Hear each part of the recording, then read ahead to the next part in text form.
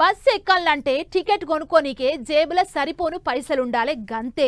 Bus ఎక్కినాక seat దొరికితే కూసుంటాం, లేకపోతే నిలబడే పోతాం. ఊరొస్తే దిగుతాం, చక్కగా ఇంటికి పోతాం. కానీ బస్ ఎక్కాలంటే మేం చెప్పిన భాష మాట్లాడాలి, మాకు నచ్చిన భాష మాట్లాడాలి. అట్లయితేనే ఎక్కి తిరగనిస్తామనంటే ఎట్లుంటుంది చెప్పుండ్రి. బస్ ఎక్కి తిరగనింకే భాషతోని ఏం సంబంధం? ఇక చూడుర్రి ఎట్లా నడుస్తుందో పంచాది.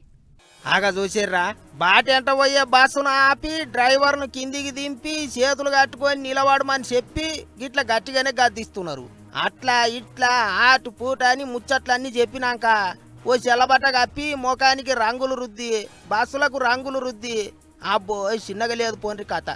కర్ణాటక మహారాష్ట్ర నడుమ బస్సులు నడిపించే డ్రైవర్లు కండక్టర్లకు బండి బయటికి తీయాలంటే చాలు పానం గజ్జుమంటాందట. ఇప్పుడు ఏంటికంటే ఇగో గిందికే ఎప్పుడే వాళ్ళు బస్ ఆపి నీకు కన్నడ భాష వస్తుందా, నీకు మరాఠీ భాష వస్తుందా అని అడిగేది తెలుస్తలేదట. వస్తే ఏ పర్సెంట్ లేదు, రాకపోతేనే ఆగమాగం ఉన్నది. మొన్న గిట్లనే బస్సుల టికెట్ ఇచ్చే కాడ కండక్టర్ కన్నడలో మాట్లాడిండని మరాఠీ మాట్లాడే జనాలు కొట్టిండ్రాట. ఓ పెద్ద రచ్చ అయింది. కర్ణాటక మహారాష్ట్ర బార్డర్లో ఉన్న బెలగావి అనే ఊరు మాదంటే మాదని కన్నడ పబ్లిక్కు మరాఠా పబ్లిక్కు నడుమ ఎప్పటి సందో కిరికిరి నడుస్తుందట. గదే లొల్లి ఇట్లా అప్పుడప్పుడు బయటపడుతుంటదా అన్నట్టు. గిట్ల లొల్లులు అవుతున్నాయనే ఓ 4-5 దినాలు కర్ణాటక మహారాష్ట్ర నడుమ బస్సులు నడుపులు బంద్ పెట్టిండ్రు. మళ్ళా నిన్న మొన్ననే చాలా అయినాయి.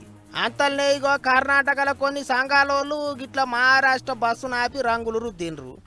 ఏం లొల్లులో ఏమో అంత ఆగమాగం అవుతున్నది. అటు తమిళనాడులో కూడా హిందీ భాష మీద కిరికిరి నడుస్తుంది. హిందీ మాట్లాడేదే లేదు, నేర్చుకునేదే లేదు. కాదు కూడదని బలవంతం చేస్తే యుద్ధానికి రెడీ అంటున్నారు. రాష్ట్రాల నడమ గెట్టు పంచాదులు, ఆస్తుల పంచాదులు, నీళ్ల పంచాదులే కాకుండా ఇక ఇప్పుడు భాషల పంచాది కూడా గట్టిగా నడుస్తుంది.